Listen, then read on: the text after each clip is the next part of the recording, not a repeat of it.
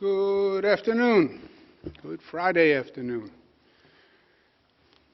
Today is day 314 of a very eventful week. And the most crucial thing that happened, the most lasting thing that happened, is what happened in Washington, D.C. We've seen a lot over the past 4 years. I've seen a lot over the past 4 years with this administration. But I would have never imagined anything as horrific as what happened in Washington, D.C. This was not a political rally. This was not democracy in action. This was anarchy. This is an explosion of hate. This is the result of a leader who, for 4 years, actually appealed to the worst in people, appealed to fear and racism and discrimination, appealed to people's fear of different people. This country is made up of different people. That's the founding premise of the country. We're all different. That was how we were formed. That is the American franchise. When you demonize differences, you literally tear the fabric of the nation apart. And that's what this president has done from day one. The old political strategy, divide and conquer. Divide white from black. Divide Jewish people from non-Jewish people, divide gay people, LGBTQ, from non-LGBTQ, divide old immigrants from new immigrants, divide, divide, divide, divide. That's what he excelled at. He marshaled hate. He marshaled fear. And that's what you saw happen in the Capitol. You look at what these people were celebrating. There was racism. There was anti-Semitism, Camp Auschwitz. How disgusting a statement. 6 million weren't enough. How repugnant and repulsive a statement. Confederate flag.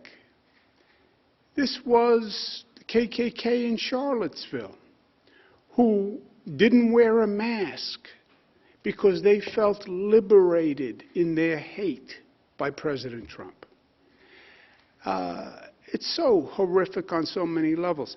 I was in the federal government for 8 years at a very contentious time. I was there during the Clinton administration, Secretary of Housing and Urban Development.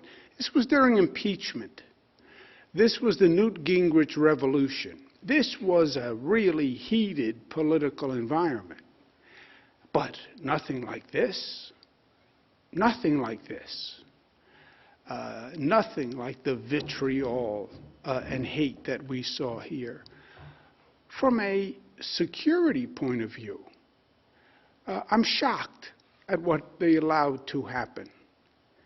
I remember walking into a federal building. You had to go through metal detectors, take everything out of your pockets as a cabinet secretary.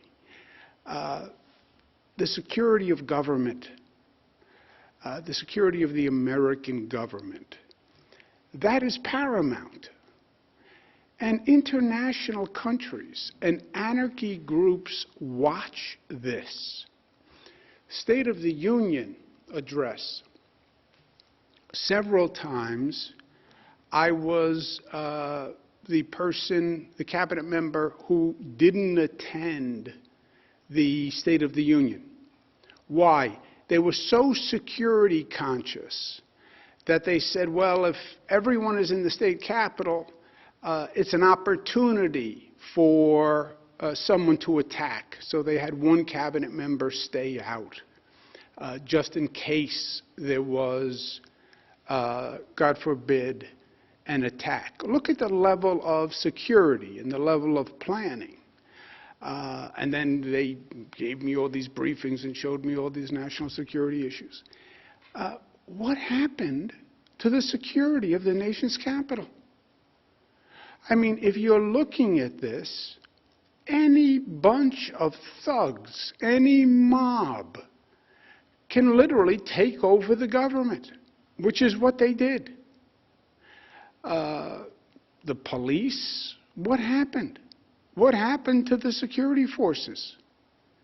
I mean, look at the difference when President Trump wanted to walk across the street to hold the Bible in front of a church for a photo opportunity.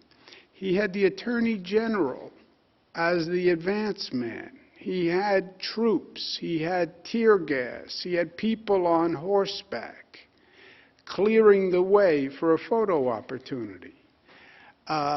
When there are protests for civil rights with predominantly black and Latino protesters, look at how they acted.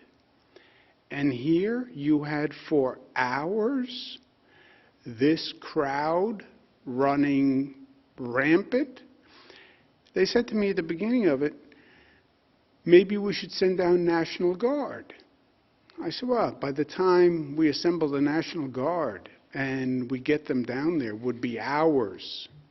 I'm sure, given the police presence in Washington, D.C., they're going to have thousands of police in a matter of moments. It never happened. It never occurred. How does that happen? And what signal does it send about the vulnerability of this nation? I mean, it is so disturbing on so many levels. I'll tell you the truth. I can't stop thinking about it. This, my friends, is a moment in history. There are moments. What did you do at the time of 9/11? What was your reaction? What was your response? There are moments that define you, that are a picture of your character and a picture of your soul and what you believe and who you are fundamentally. COVID was a snapshot, a long snapshot, but a snapshot. What did you do when COVID happened? How did you react? Did you stand up? Did you run away? Were you competent? Were you incompetent? It was a moment. This is a moment in history. And we're going to be defined by what we did in this moment. Certainly elected officials are going to be defined by this moment. Certainly federal elected officials are going to be defined by this moment. It's what statement we make as a people about what we believe about government and democracy. I believe President Trump should resign. I believe if he doesn't resign, I believe he should be impeached. Well, he only has 13 days. That's not the point. The point is the statement that we do not tolerate this as a government. That's why impeachment. Now, impeachment will bring great anguish to the country. The last thing I want to see, and this nation needs, is another period of division, another period of hyper-political activity. But if he won't resign, I believe impeachment is appropriate. By the way, impeachment also means the president doesn't have the power to pardon. And some of the pardons this president has done are really reprehensible. But I believe if he doesn't resign, he should be impeached. But I believe he should resign. I call on every New York federal official to call for President Trump's resignation. Don't put the country through an impeachment. Don't wait for any cabinet action.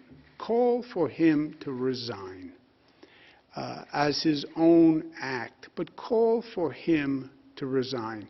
I don't care if you're a Democrat I don't care if you're a Republican. I don't care what you are. You're a government official. You took an oath. You saw the anarchy. You saw the hatred. You saw the vandalism. You saw the theft. You saw the breakdown of society. You saw this nation look like a joke internationally. Put your politics aside and do what any reasonable American believes. Now, even in this political time, we still have reasonable Americans. There is no reasonable American who looked at that screen and saw what happened and said, this is okay. There's no reasonable American who saw what the president did and said, this is okay. None. Are there hate mongers who say, yeah, that's right, overthrow the government? Sure there are. Sure there are those voices. But don't respond to those voices. Don't respond to those voices. Respond to what reasonable Americans, reasonable New Yorkers believe, responsible New Yorkers believe.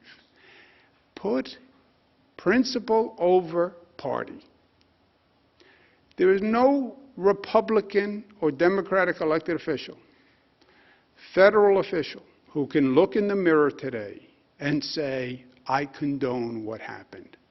I condone what this president did. None. You support an orderly transition of power? President Trump resigns. Vice President Pence takes over. Vice President Pence governs for the remaining days. That's an orderly transition of power and a statement of principle. Make that statement today. If you don't, you will live with it forever. And the question is simple. Were you with the mob, or are you with the American people? If you're a New York federal representative, are you with the mob, or are you with New Yorkers? That's what I ask you today. New Yorkers, Democrats and Republicans, they don't support mob rule. They don't support racism. They don't support anti-Semitism. They don't support discrimination. They don't support anarchy. No New Yorker does. And if they do, I don't care if you're a Republican. You don't want to represent those sentiments. You don't. No responsible elected official should. Let our congressional delegation show this country that we still have reasonable leadership and principled leadership, and say, yes, this president should resign. The president should resign. Show that solidarity. Show that, yes, there is some common sense left the government and some decency left in elected officials, despite the crazy political times. And if you don't, you will live with it. You will live with it. The question will always be, what did you do when Washington anarchy descended? What did you do when they were climbing through the windows saying 6 million dead Jewish people wasn't enough? What did you do at that moment? And you'll live with the consequences. The numbers today, statewide positivity without microclusters, 7.49, with microclusters, 7.7, microclusters, 8.3, 243,000 tests, which is a large number of tests, 161 deaths.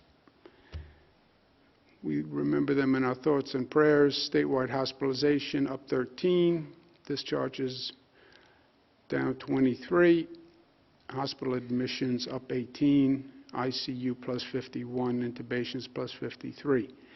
We know these numbers. We know what is happening. This was all predictive. it is all predictive. Thanksgiving, holidays, socialization, holiday spread, the number goes up. We've said that since before Thanksgiving. And we said celebrate smart, stop the spread, social gatherings, the infection rate went up. You look across the state, Finger Lakes still highest percent of people hospitalized. Positivity rate, still the Finger Lakes, Mohawk Valley, Capital Region. Still makes the point, it depends on your behavior, your belief in your community. It is community spread. How do you resolve community spread? The community acts differently. That's the simple truism here. New York City, Bronx is now spiking. Manhattan 4.4, Staten Island 7.8, Brooklyn 6.7, Queens 7.4. We are in a foot race. What's the foot race? How fast the infection rate goes up, how fast the vaccination rate goes up, and who wins. That's the whole predictive equation going forward. How fast does infection rate go up? How fast does the vaccination rate go up? I am telling you, we are in a danger zone. The infection rate is going up quickly. The faster the infection rate goes up, the faster the hospitalization rate goes up. The hospitalization rate goes up, the hospitals reach capacity. Hospitals reach capacity, economy shuts down. That is what happens. Add to that foot race a new factor, the UK strain. The UK strain is here. 1 case in New York, 2 cases in Connecticut, 1 case in Pennsylvania, 26 in California. This is one nation. People get on a plane, they travel. It's here. It's here and it's spreading. This infection rate is frightening. Spoken to global experts, UK experts. This is the Usain Bolt of infection rates. Usain Bolt was a phenomenal sprinter, holds records. That's what the UK strain is. It took over the UK in 3 weeks. In 3 weeks. The strain is so powerful, it overtakes the original strain. So in the foot race, between the infection rate and the vaccine, you just add Usain Bolt on the side of the infection rate. On the vaccine rate, New York receives 300,000 doses per week, okay, from the federal government. That's the entire dosage amount that we receive. You have to vaccinate 70 to 90% to achieve herd immunity. We have 20 million people. That means we have to do 14 million vaccinations at the low level of the herd immunity, 70%. That's 14 million. How long does it take you to do 14 million vaccines? If you get them in the arms, as soon as you get them, if you're getting 300,000 per week, 47 weeks. 47 weeks. You know what that means? We lose the foot race. That means hospitals are overwhelmed. We don't win that race. Hospitals, we will close when you're 21 days of 15% capacity. You see the hospital capacity reducing across the state. We've done everything we can to increase capacity. Adding 50% hospital beds, we're balancing patient load, we're finding additional staff. So we've increased capacity, and we're still climbing. If the hospital capacity continues to climb, we are going to close regions. And you can see where we are. We're 22% in the capital region. North Country's doing better for demographic reasons. But 21 days from 15%, we close. Why? Because we then have 21 days to try to come up with alternative accommodations for hospitals, and hopefully 21 days of a closed economy will slow the spread somewhat. It won't slow the spread entirely. This is not like the spring, because this spread is more in social gatherings. And many of the economies are partially closed. But that is what we are looking at. Do I have a crystal ball? No. But it's math. It's math. And you can extrapolate out the numbers. And look around. It's happening everywhere. You're seeing hospital systems overwhelmed. UK closed, Germany closed, Italy closed, California. The hospitals have been overwhelmed. Hospitals get overwhelmed. You call an ambulance. The ambulance doesn't come because the ambulance has no place to take you. That's how frightening this situation is and how serious it is. Well, how do you slow it? There's only two options. You slow the spread, slow down Usain Bolt, or you increase the vaccine supply. We can't increase the vaccine supply. We don't control the vaccine supply. It's all done federally, and then we get a proportionate amount. What we get, we have to get into people's arms. We started with Group 1A, which are the nurses, the doctors, the hospital staff. Why? I said yesterday, a silly analogy, which I'm prone to do. In the airplane, they say, when the oxygen mask drops down, put it on your face first before your child's face. Why? Because you're no good to your child if you're dead. That's why, to be blunt. We need the hospital staff safe. First, if they're infected, they won't show up to work. That reduces the hospital capacity. Second, if they're infected and they don't know it, they are then super spreaders. So put the mask on the hospital workers first. Keep that hospital capacity open. And the hospital capacity right now is most limited by staff shortages. We've increased the number of beds. We have a staff shortage. And we have nurses who are getting sick. That's why 1A is healthcare workers. And by the way, that is universal across the country. Universal.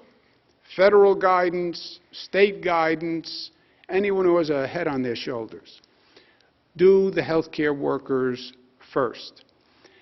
Healthcare workers are called Group 1A. They are all now eligible. There are 2.1 million healthcare workers in the state of New York. They are all eligible. Where do they live? This is where they live regionally. And again, it's basically a breakdown of the population in the state. But they're all throughout the state in concentrations of population. We know who they are, we know where they live, we know where they work.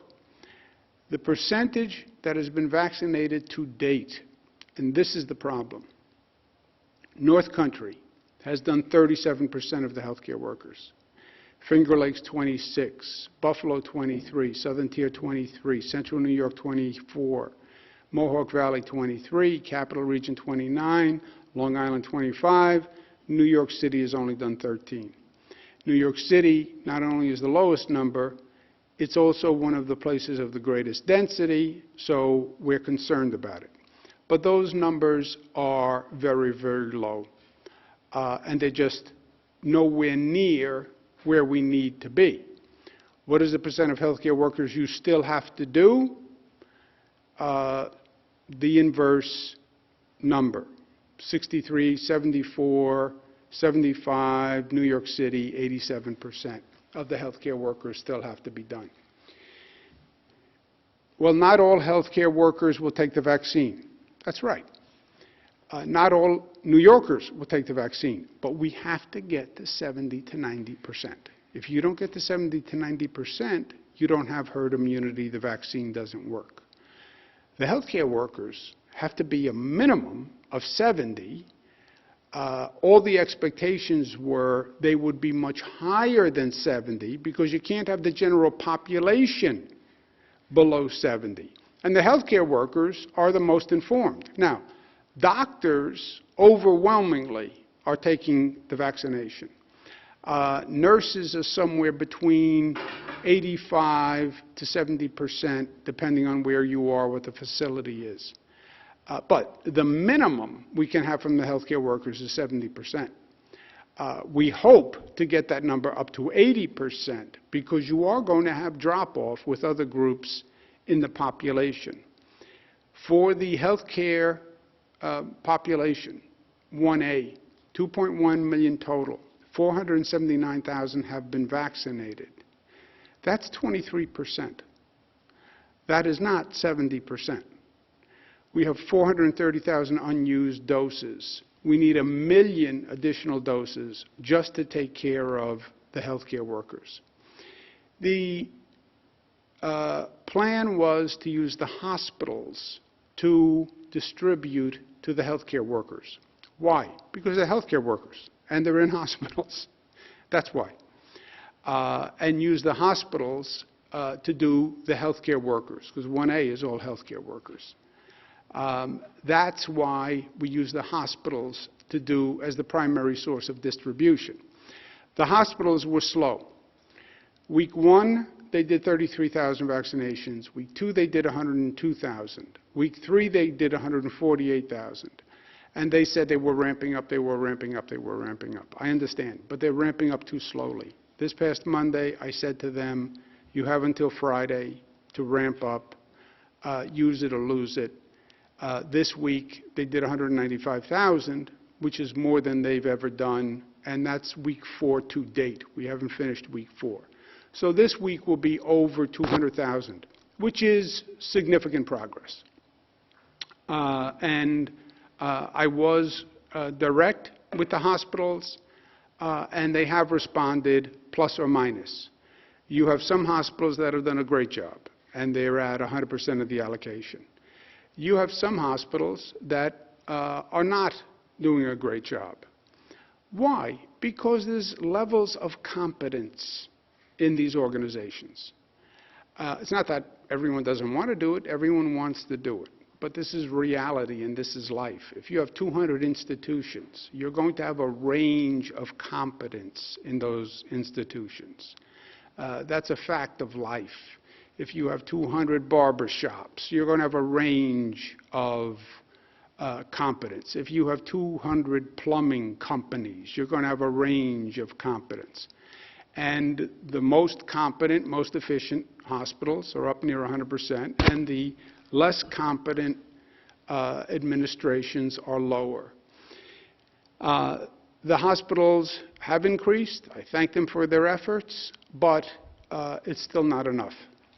So we're going to accelerate the distribution. And what we're going to do is add new distribution networks to supplement the hospitals. Again, the thought with the hospitals were that's where the healthcare workers work. That's where the healthcare workers are comfortable. But we're not pleased with the rate of distribution, so we're going to supplement the hospitals with additional networks. We're now recruiting and organizing thousands of new providers. The larger distribution network will include private doctor networks, what's called FQHCs, county health departments, ambulatory centers, this is the urgent care, city MD, et cetera, and the pharmacy network. There are 5,000 pharmacies in the state of New York. Pharmacies distribute the flu vaccine. They do this. They know how to do this. We have 1,200 pharmacies that are already committed and will be ramping up next week. And we'll continue to use the hospitals also. But we're going to bring in a much larger distribution network to do this. 500 pharmacies will come online next week, and we'll have hundreds of additional distributors coming on next week. On Monday, they will begin accepting reservations for vaccinations. I'll discuss in a moment. This is a very large group of people, and it can't just be show up at the pharmacy. It's going to be much the way it was with COVID testing. Go to a website, find out the location nearest you, make a reservation, and that will happen on Monday. The network will distribute to 1A and 1B. The new providers must prioritize their health care staff. Why? The same reason 1A is a priority. We don't want a nurse who is COVID positive treating 100 patients a day. Healthcare workers can be super spreaders. So the new providers, pharmacists, vaccinators, etc., get your people vaccinated first. Hospitals continue to prioritize the unvaccinated 1A, because again, we have to get those healthcare workers up to at least 70%. So keep them as a priority. The large union groups that have the ability, I'm asking them to attempt to organize their own administration of the vaccine. Many of the police departments I've spoken with, they have EMS, they have EMT, they have medical offices. They can administer literally their own vaccine. Fire departments, the same thing. They have EMS, they have EMT. Many county health departments can administer for their police, volunteer fire, etc. So whenever we can get a large group to have an alternative distribution, that's good, because it relieves pressure on the remaining distribution network. Transit workers we're speaking with, if you have a provider network that you work with, which many large unions do, then let that network do the vaccinations, teachers union, etc. So wherever possible, we want to get those distribution mechanisms segregated. The local health department, in those cases, will give the police, the fire, the teachers, correction officers an allocation on a weekly basis. And then, to the extent they can take care of themselves, fine. If they can't, fine, we'll take care of them in the larger network. But to the extent we get groups to organize their own distribution, that will free up the distribution mechanism to focus on the largest group in 1B is 75 plus New Yorkers, 75 years old and older. This is the group that is most at risk. This is the group with the highest death rate. This is by far the largest group in 1B, are New Yorkers who are 75 years old. And these are people who have been hyper cautious now for many, many months. And they've been in their apartment, they've been in their home, they haven't seen their family, they're afraid to go out, they're afraid to get COVID. This is the group that desperately needs the vaccine. Department of Health is going to hold a webinar on Monday for all the new providers and people who want to participate.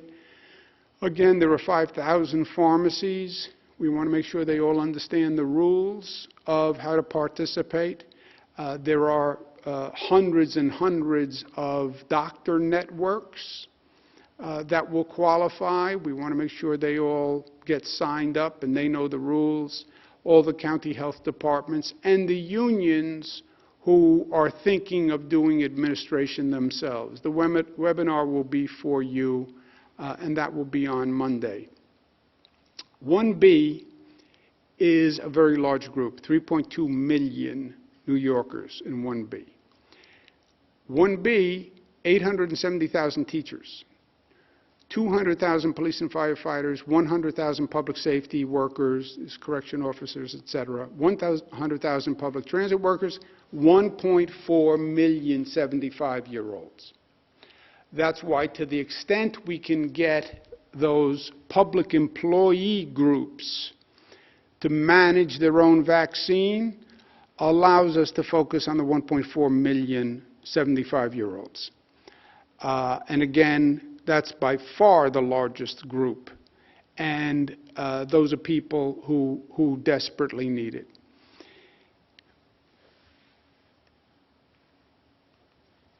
Where are the 1B population?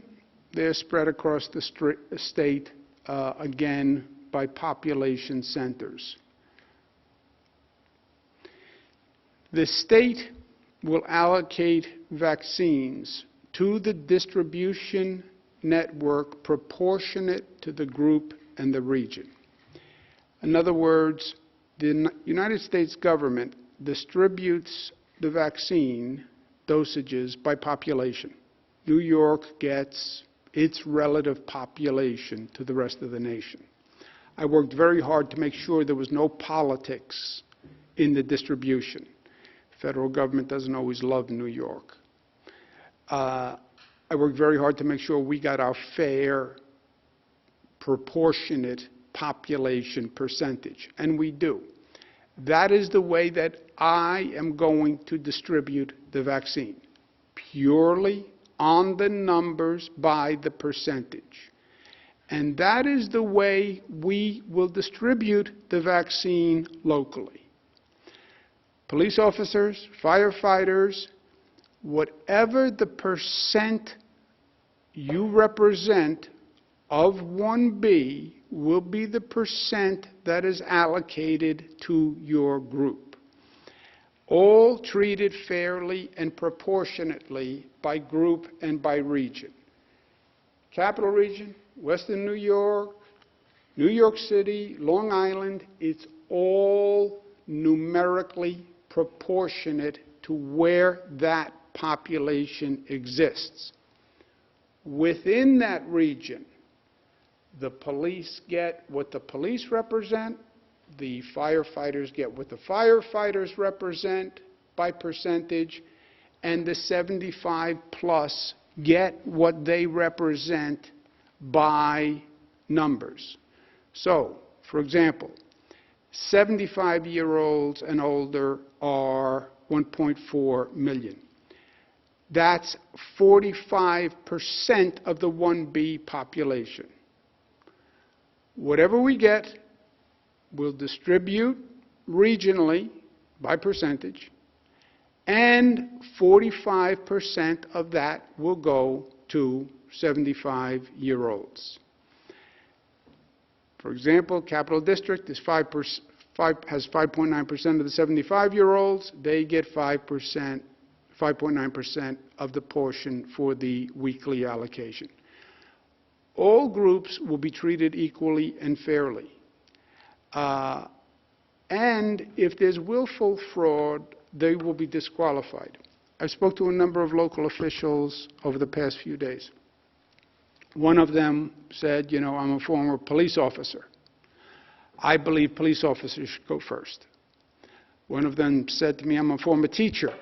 I believe teachers should go first. Let me be clear. I can argue that police officers should go first. I can argue that teachers should go first. I can argue that 75-year-old people should go first. I can argue that correction officers should go first. I can argue for any of them. I will argue for none of them. I will argue fairness for all of them.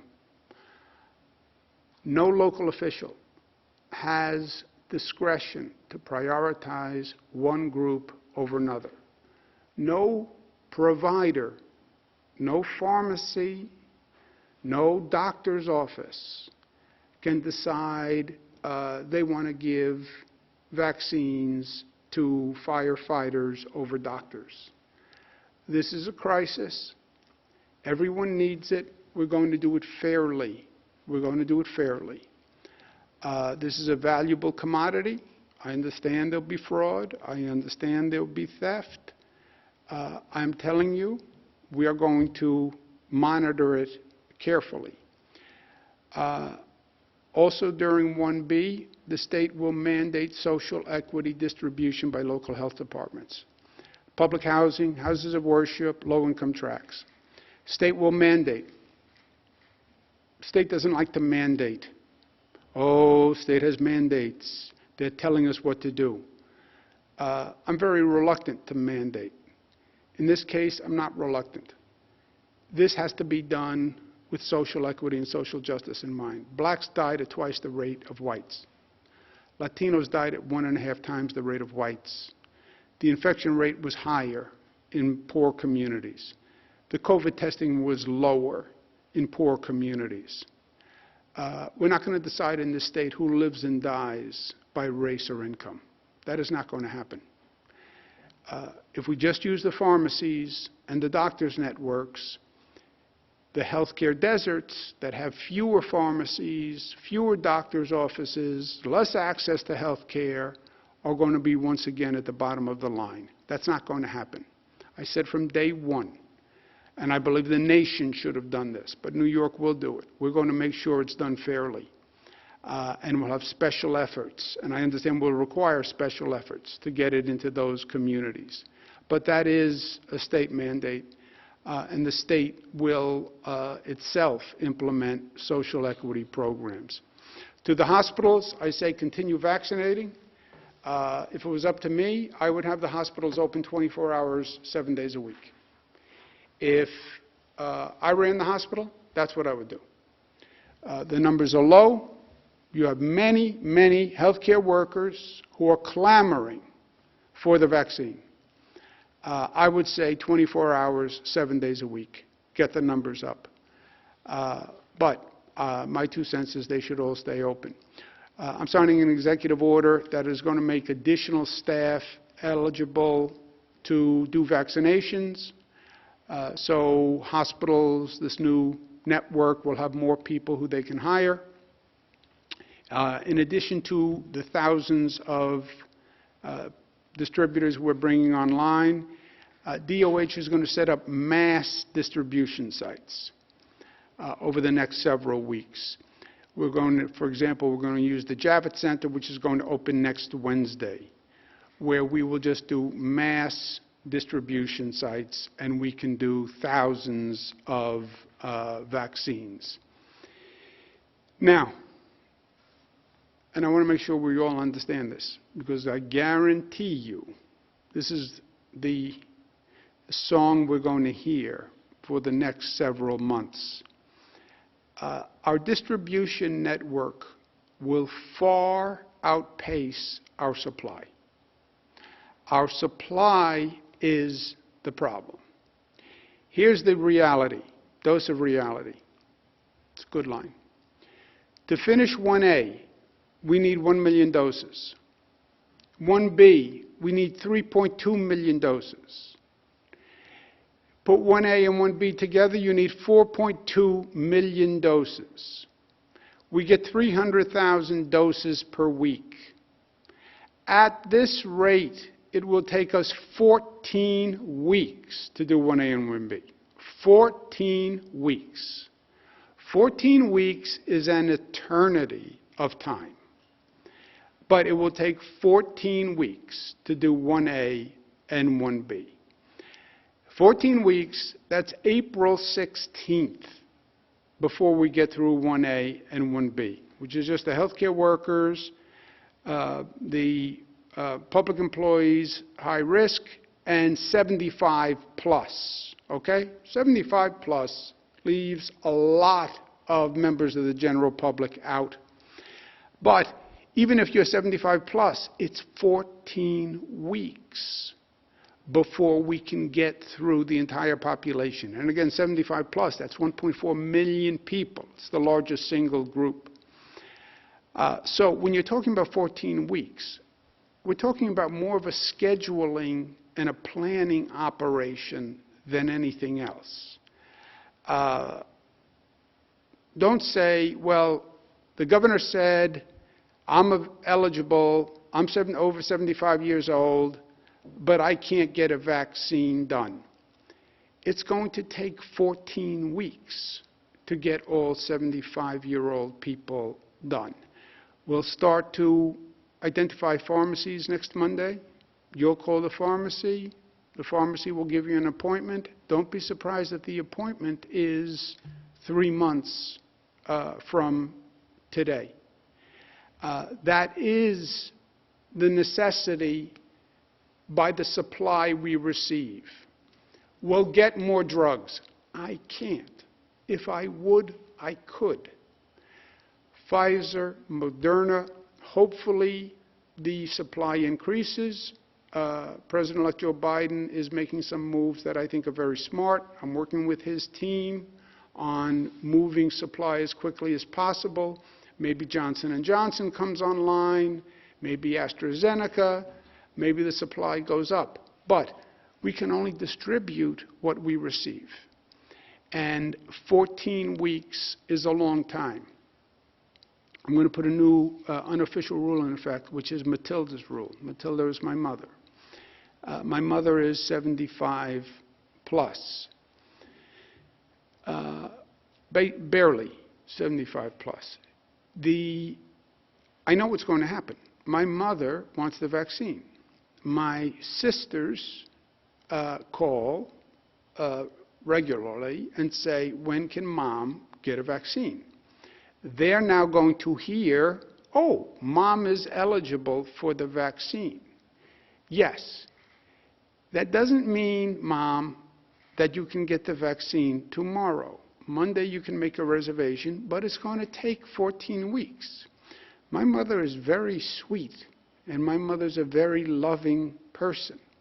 But my mother also has a stern side. So I just want to be clear with my mother, and with everybody's mother, and with everybody's father, and with everybody's grandfather. We're talking about 14 weeks until the federal supply is increased. So let's calibrate our expectations. This is about planning, and this is about scheduling. To the local teachers, etc., plan on 1/14 of your allocation per week. I would suggest you then schedule and prioritize within your group who should go first.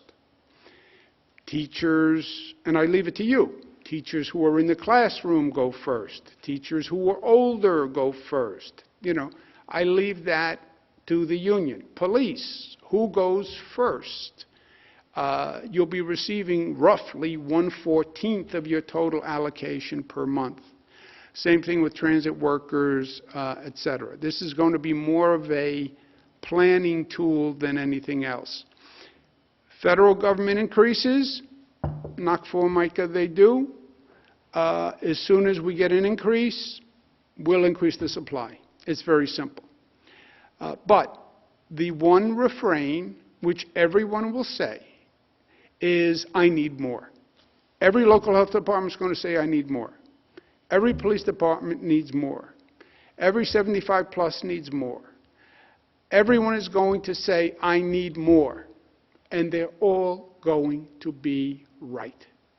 We are rationing a scarce commodity that we don't control. It's from the federal government. And by the first person to say, I need more, is me.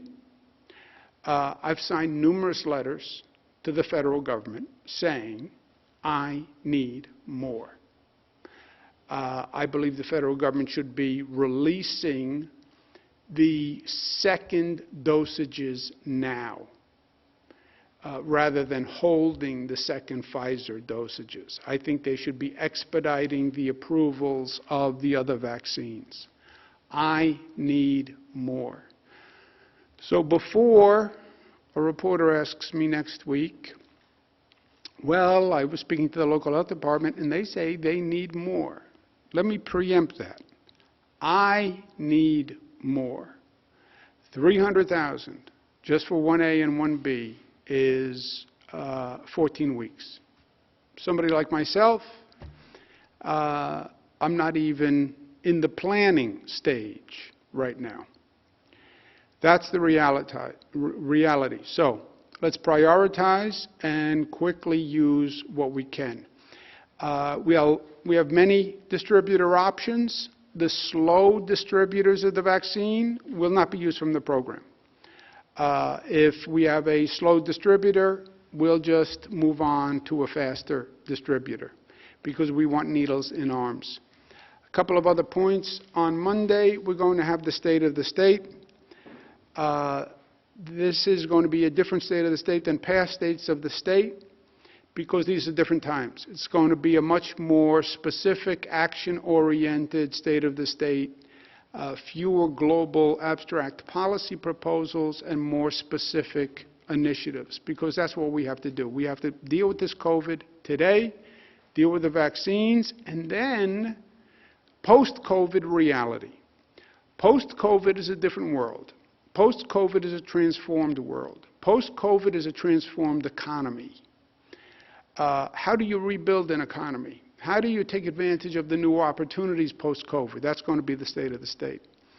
A couple of items that are going to be in the State of the State, which I'm going to talk about now, so they won't be in the State of the State. At a time when the Trump administration seeks to strip Americans of their voting rights, we did see a lot of concern through the election time, and we want New York to be a champion of democratic reforms.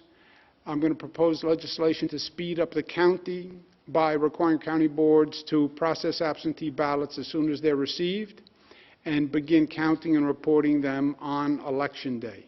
We're also going to extend the time for absentee ballots from 30 to 45 days before an election and extend early voting hours. It worked well, extend it. One of the most horrific results of the pandemic has been a striking increase in domestic and gender-based violence. I'm going to propose a new office to address just this, but also authorize the courts to make abusers pay damages, including housing and moving costs related to domestic violence. I ran a not-for-profit called HELP. I worked with many victims of domestic violence. I can't tell you how many times I heard, I couldn't leave the house because I had no place to go. I couldn't leave the house because if I went to my family's house, he would follow me, and my family didn't want that trouble. Too many people stay in the house because they don't have an alternative.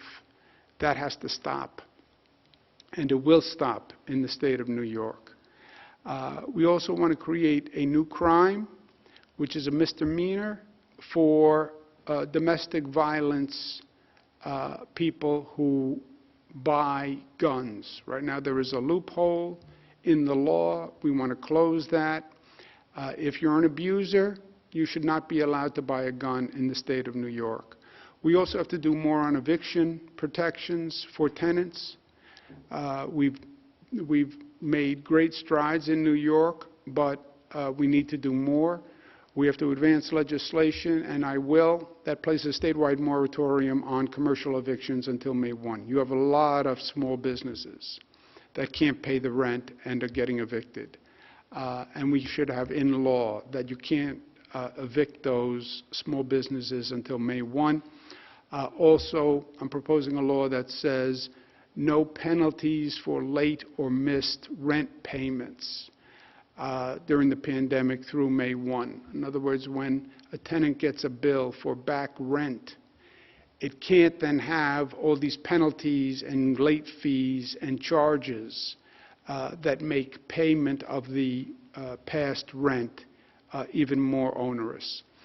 And then on the good news side of things, Pier 76 on the west side of Manhattan, which is just a phenomenally amazing site. You know, if you can just imagine this, that's the Hudson River. and that is the west side. And this is a pier that just goes out into the Hudson River. It has been used as a tow pound for many, many years. City of New York said 20 years ago that they would stop using it as a tow pound because it's just a phenomenal piece of real estate. Last year, the legislature passed a law saying that the NYPD had to vacate by this January 1 and penalizing the NYPD if they didn't, $12 million penalty. That piece of real estate will then be transferred to the state. The state will transfer it to the Hudson River Park Trust, and it will be a public space. And we're going to put out proposals for designs that are going to start this month, but this is going to be a magnificent asset to the west side, and especially during these tough times and tough days, a beautiful open public space that will just be a great place to take in New York. I think it'll be a visitor attraction. Long term, the Hudson River Park Trust will decide what the use of it is. But in the interim, we'll make it a great public space, and I'm very excited about that. I want to thank the people who worked on this for a long time. Sometimes government can be slow, and sometimes you have to really fight the fight to get it done. I especially want to thank Deborah Glick, who championed this effort and wouldn't take no for an answer, and I respect that. But that is good news, and I feel good about that, and I feel good about this. Go Bills. I have to work on my State of the State tomorrow because with the new Washington alignment and the new Senate, it changes my State of the State. So I can't go. I wanted to go. I was planning to go. I can't go. I said I would give my ticket to a nurse as a token of all the appreciation we have for our frontline heroes. And I asked ECMC to ask the nurses, Erie County Medical Campus, to ask the nurses at ECMC who did the nurses in the center believe deserved that ticket. And the nurses picked Brianna Brandon, and Brianna is bringing her mother to the game. So congratulations, have fun. I wish I were there, but in some ways I'm even happier that you're going to be there instead of me, because we love you and we love what you did and we love what you represent, and we want to show you this respect and this gratitude. Go Bills. Questions? Thank you, Governor. If you would like to ask a question, please use the raise hand function at the bottom of your window. We'll take a brief moment to compile the Q&A roster.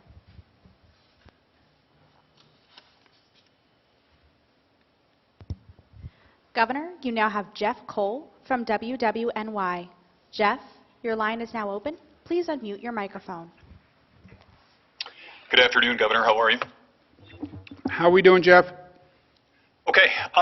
Going back to the beginning of your comments here today, in addition to your message to New York's federal representatives, Senator Gillibrand puts blame on President Trump and also told us in an interview yesterday that Congresswoman Elise Stefanik is complicit in what President Trump has done to this country. Do you agree, sir, that the Congresswoman is complicit in what has happened in our nation's capital? Well, we'll make it simple, Jeff. I asked them. I asked the federal representatives today if they're complicit. And I'll tell you, it's a yes or a no. And the question is, if you don't support who he is and what he did and what happened, ask him to resign. And if you don't ask him to resign, you're complicit. It's that simple. You know, complicit, what does complicit mean? And you know, politicians, they're very good at mincing words, right? I like to be more direct. Are you complicit? I don't know. What do you mean by complicit? Do you believe the president should resign? I do. I believe he should resign. If he doesn't resign, I believe he should be impeached. I believe impeachment will be bad for the country. So I believe he should resign. Congresswoman Stefanik, do you believe he should resign? Yes or no? Congressman Meeks, do you believe he should resign? Yes or no? That's how I pose the question. If they say, I don't think he should resign, yeah, then you're complicit, you're part of it, you condoned it, you're with the mob.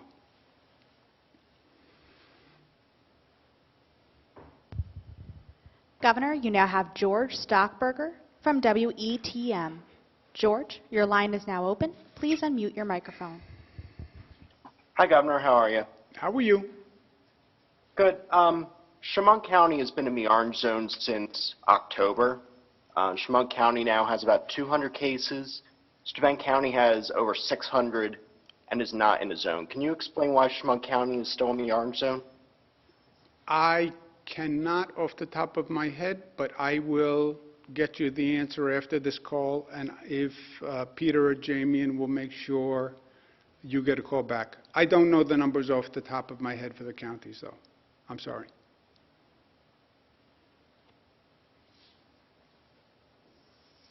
Next question, operator. Governor, you now have Jeff Kulikowski from WSYR. Jeff, your line is now open.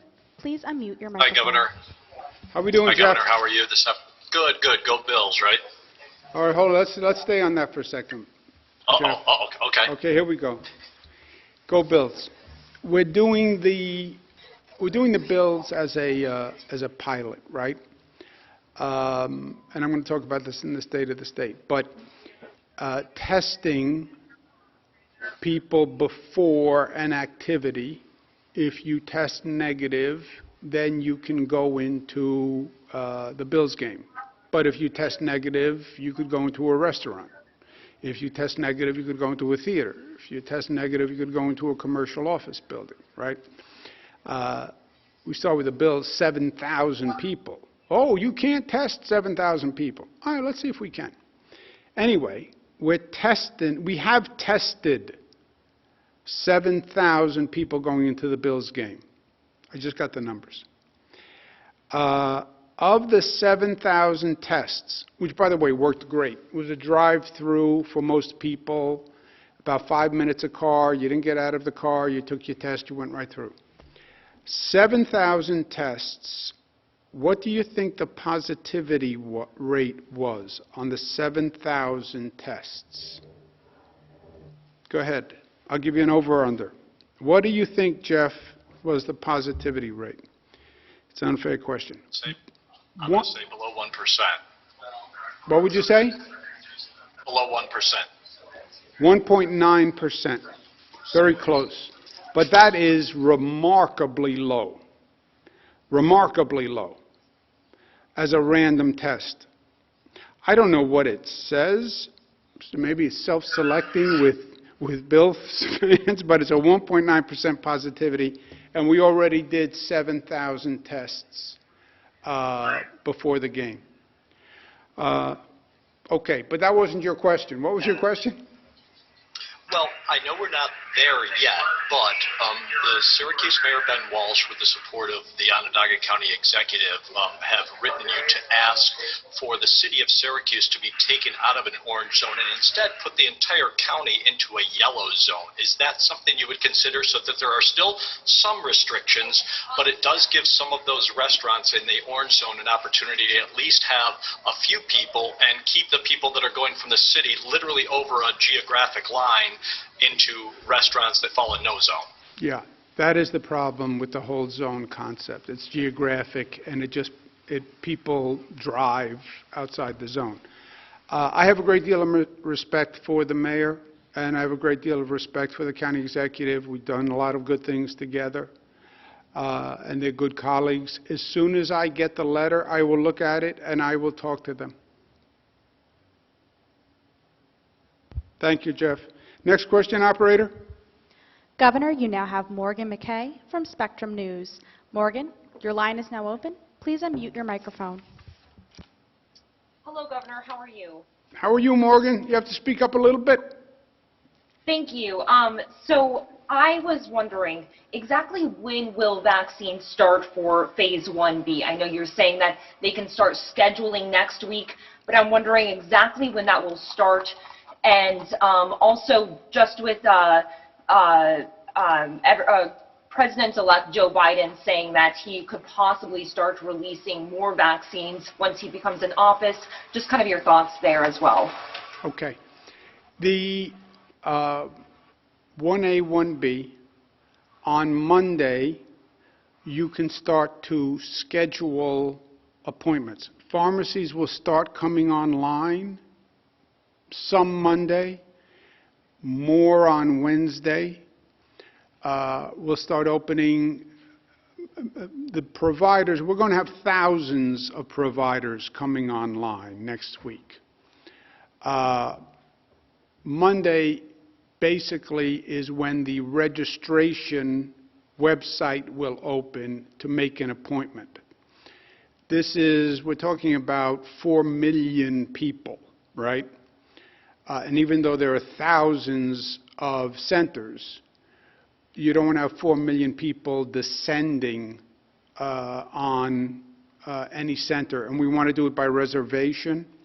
So on Monday, we will open up a website that will tell you, here are the pharmacies in your area, here are the doctor networks in your area, here's the mass distribution site in your area, call your Walgreens on Main Street and make an appointment. That's on Monday for 1A, 1B. To the extent, hold it, second point. The Walgreens, the distribution sites that are open, they need to first prioritize their own healthcare workers, because we don't want a COVID-positive pharmacist. We don't want a COVID-positive nurse who then does 50 vaccines in a day and then infects 50 people, right? So they will be doing their healthcare workers first. But on Monday, 1A, 1B will basically be able to make a reservation. Some doctors' networks and pharmacists and mass vaccination sites may say, come in Wednesday, come in Thursday, come in Friday. It depends. Hospitals, we still want to continue prioritizing the healthcare workers. The healthcare workers are far from done. And I am deluged with calls from healthcare workers saying their hospital hasn't made the vaccine available. So I'm asking the hospitals, if I had the power, I would order them to stay open 7 days a week, 24 hours a day. I'll tell you the truth. But the hospitals have to continue to focus on the healthcare workers. On Monday, 1A and 1B will be open for the entire network, primarily by appointments. Hospitals can open 1A, 1B, but prioritize healthcare workers. Because, as I said, this is all about keeping the hospitals open. And I'm tired of people talking about we honor our frontline heroes, the nurses and the doctors. That's nice. Rhetoric is nice. Cards are nice. They want vaccines. And you want them vaccinated, because you don't want to go before a nurse to get a vaccine who's COVID positive. And you don't want to see a hospital closed down because they can't get nurses because the nurses are sick, especially in this situation. So hospitals are part of the network. They prioritize healthcare workers, but they can also do 1B. Pharmacies are part of the network. They're going to be ultimately 5,000 pharmacies, but we want them to do their healthcare workers first, so they're not spreading the infection. Doctors' offices, same thing. Do your nurses, do your doctors first. And community-based centers, same thing. Vaccinate your healthcare workers so you're not spreading. As I said ad nauseum, the universe of 1A, 1B is 4 million people. At 300,000 dosages per week, that takes 14 weeks. Calibrate that, please, because that means a police union doesn't get enough vaccination for 14 weeks. A teacher's school district does not get enough vaccination for 14 weeks. 75-year-olds will not be able to get a vaccine up to 14 weeks. And the disconnect is going to be, the governor said, Monday I could call for a reservation. Yes, but it's going to be 14 weeks, which is an incredible amount of time. I use my mother as an example. I'm telling you the conversation I'm going to have with my mother. She's going to say, I called for an appointment, and they said they don't have an opening for 3 months. And she's not going to be happy with me. And I'm going to say, yeah, but I told you that. And the conversation will go downhill from there. Please calibrate that. We are dependent on the supply. I work closely with the Biden administration. They are working on accelerating the supply. That is great news. And the more we get, the more we transfer. And the more we transfer, then the faster that would be. So if we go from 300 to 400, it goes from 14 weeks to 10 weeks, or whatever the math is. But it's pure math as far as we're concerned. And as fast as the feds can regulate it, the better. I want to double down on the caution that the providers must follow the rules. You cannot show favoritism one group to the other. And you can't give the vaccine to people who are not eligible for the vaccine. I don't care if the person thinks they're a big shot. I don't care if it's a mayor. I don't care if it's a county executive. I don't care if it's a bank president. People are people, and lives are lives. And nobody's life is more important than anyone else's life. And this rationing system, this prioritization was accepted federally, nationally, by governors all across the state. It makes sense. It's fair. But we have to do what's fair. And don't commit fraud with the vaccine. And don't give it to your friends.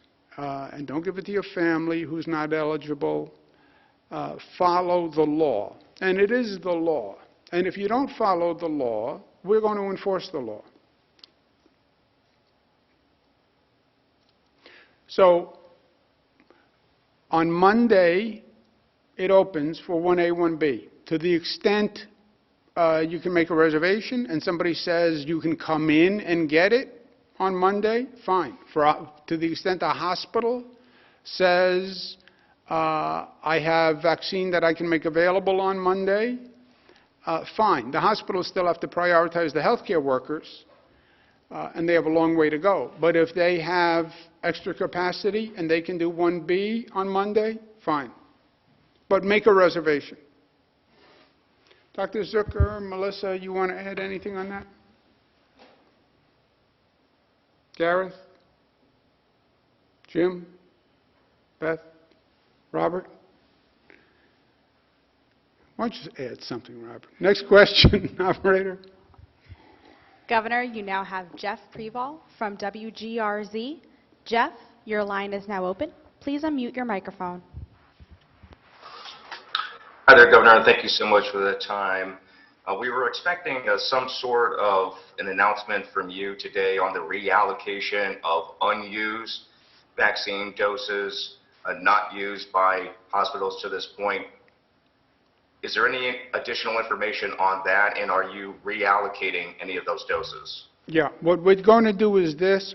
The main way we're addressing the slow distribution by the hospitals, and again, not all hospitals were slow. You have some hospitals that did a fantastic job. We'll put out the list of the high performers and the low performers, and you've seen the overall increase in the performance. I said on Monday that they had to actually step up, and they went from 10,000 per day to like 60,000 per day vaccinations. And some of them did extraordinary work. But as I said, it is competence. It's 200 organizations with 200 management structures, and you're going to have better, you're going to have worse. It is always the way, you know, and that's what you see. You see better and you see worse. People get defensive. I understand that. I get defensive when people say I'm incompetent. I get it. But numbers are also numbers, right? And that's why you're going to have the numbers of the percentage that that hospital did. The main way we're going to solve it is we're bringing in a new distribution network, right? The thinking was you're doing healthcare workers. Where do healthcare workers work? They work in a hospital.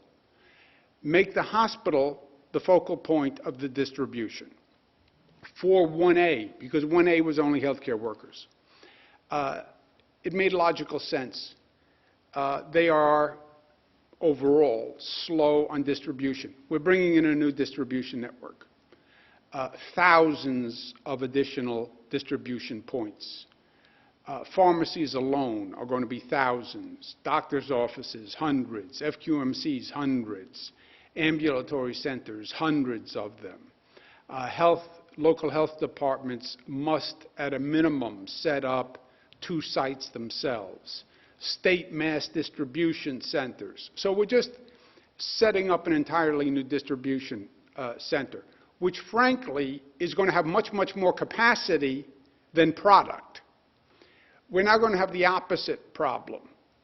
We're going to have 1,000 pharmacies, and you're going to call 1,000 pharmacies and they're going to say, I have no vaccine. That's what's going to happen. I'm setting up that aggressive a distribution network because I'm hoping for increased supply. With reallocation, what we're saying is, right now, leave the allocation in those hospitals, prioritize healthcare workers, open it up to 1B people on Monday, stay open 24/7 or whatever you're willing to work, and then we're just going to eliminate the slow distributors in favor of faster distributors going forward.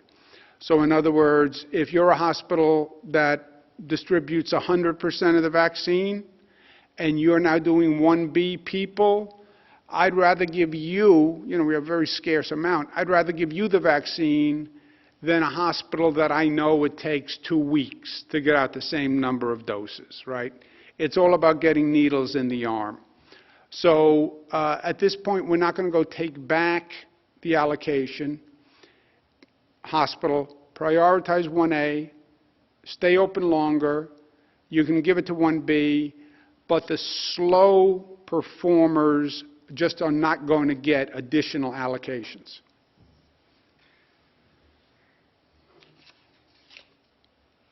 Anyone have anything to add? Next question, operator. Governor, you now have Keisha Kluge from Bloomberg. Keisha, your line is now open. Please unmute your microphone. Hi, Governor. Just was curious, 2 questions. First, do you have the total number of people vaccinated in the state, and will you be releasing some sort of website that has those numbers daily, so we're not asking you every day? And then also, on the vaccinations with 1B, can you elaborate on how that process would work in terms of making sure that healthcare workers are prioritized? Yeah. The 2 points. Gareth will give you the most up-to-date vaccination number. Hospitals must continue to prioritize healthcare workers, which means if you're a healthcare worker and I'm not, I'm a police officer, I'm eligible, but if the hospital says I have one appointment left, the healthcare worker is prioritized. Hospitals must continue to prioritize healthcare workers because we must get those people prioritized. On the rest of the distribution network, they all must do their healthcare workers first. So you have healthcare workers in the hospital, they have a priority, and then you have healthcare workers in all these other sites. Many of those sites are going to become distribution centers. All those providers have to do their healthcare workers first. Ambulatory center, doctor's office, you have to do your nurses and everybody first. Pharmacy, you have to do your pharmacy staff first. So everybody has to do their own health care staff first. And it's prioritized through the entire distribution network. Again, for the hospitals, we want to make sure we don't run out of hospital capacity. On the distribution network, pharmacies, et cetera, we don't want infected vaccine workers giving out viruses. We don't want them coming in contact with the people. Do you have the number? Yes, we've done 479,000 doses so far. That includes 400,000 with the New York State sites, the hospital programs, urgent care clinics, et cetera, and 79,000 through the federal long-term care facility nursing home program so far. The one point I didn't mention is the nursing homes will be finished by the end of next week. Is that right? That is a great accomplishment. So the nursing homes will be finished by the end of next week. Healthcare workers, between the acceleration in the hospitals and the private healthcare network doing their own healthcare workers, will increase that, and then we'll open 1B. But again, caution, caution, caution, because the supply is a major problem. We are going to wind up having, I will predict for you, 2 predictions. One, we'll wind up having 3,000 distribution points in a couple of weeks, but none of them will have nearly enough vaccines. Police, fire, et cetera, they're going to get 1/14 of the allocation per week. And everybody's going to say they don't have enough. Again, when the supply does develop, we'll have the distribution center. And I'd rather have the distribution system up now so that if and when the supply increases, we can handle it. But my first prediction is everybody's going to say, I need more. My mother is going to say, I don't want to wait 3 months for an appointment. That's what she's going to say. And she's going to be unhappy. And she's going to think that she should go first because she is 75 plus, and she's going to be unhappy. And that's going to be the way it is. Second prediction, bills win. Bills win. Bet on it. Thank you.